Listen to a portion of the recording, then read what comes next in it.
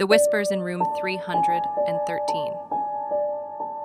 When Emily Carter got accepted into Elmsford University, she was thrilled. Coming from a quiet town in Oregon, she was ready for change. She arrived mid-semester, so the only dorm available was in the East Wing, an older section that most students avoided.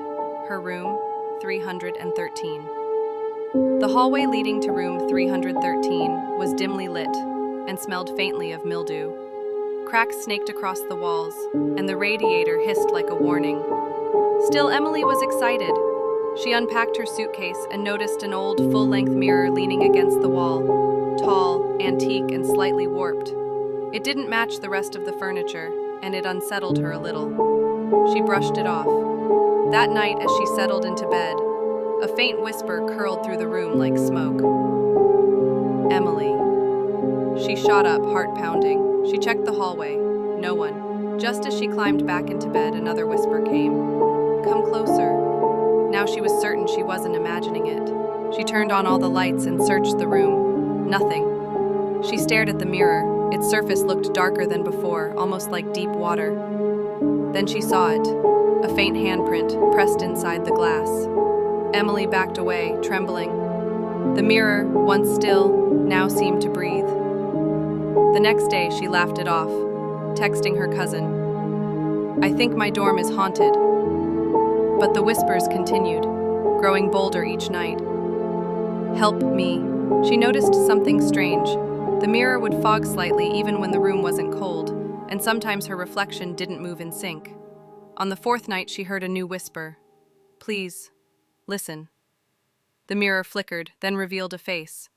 A pale girl with hollow eyes, her lips silently moving. Emily screamed. The face faded and the mirror went still. Emily confided in her classmate, Rachel. It sounds crazy, but something's wrong with my room. Room 313. Rachel stiffened. You were given that room? What do you mean? 10 years ago, a student went missing from there. Her name was Claire.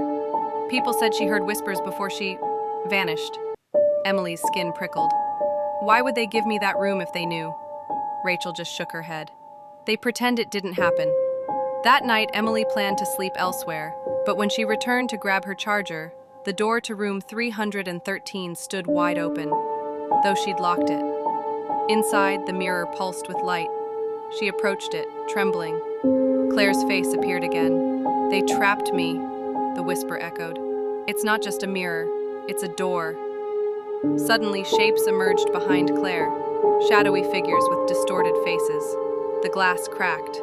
Emily turned and fled, slicing her hand on broken shards as she ran barefoot down the hall. She didn't stop until she reached the campus chapel.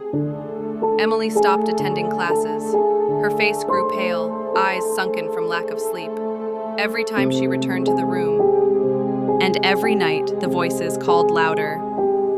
Eventually, she reached out to Professor Blake, a scholar in occult history and ancient religions. He visited room 313, his expression grave. This building was once used for experimental psychology, sensory deprivation, and mirror therapy. The mirror in your room isn't ordinary. It's a binding tool. A what? Emily asked. A prison, or a gateway, Blake replied. Someone opened something here. Once you hear the whispers, you're connected to it. Can it be closed? Maybe, but you'll have to confront what's inside. That night, Emily stood before the mirror, holding a silver cross and whispering an old prayer her grandmother taught her. Show me the truth, she said aloud. The mirror's surface rippled. Claire appeared again, clearer now. Behind her, darkness opened like a mouth, and the whispers turned to wails. Emily stepped forward and fell through. She landed in a twisted version of room 313. The walls pulsed like living skin. Shadows crawled around her. In the corner, Claire knelt, chained by glowing light. You came, Claire whispered. Emily rushed to help, but the chains seared her hands. Then a voice boomed from the blackness. Another one. Good. Stay forever. Dark shadows lunged toward her. Emily held up her cross and shouted the prayer. A flash of light surged outward, dissolving the chains. Claire stood up, radiant.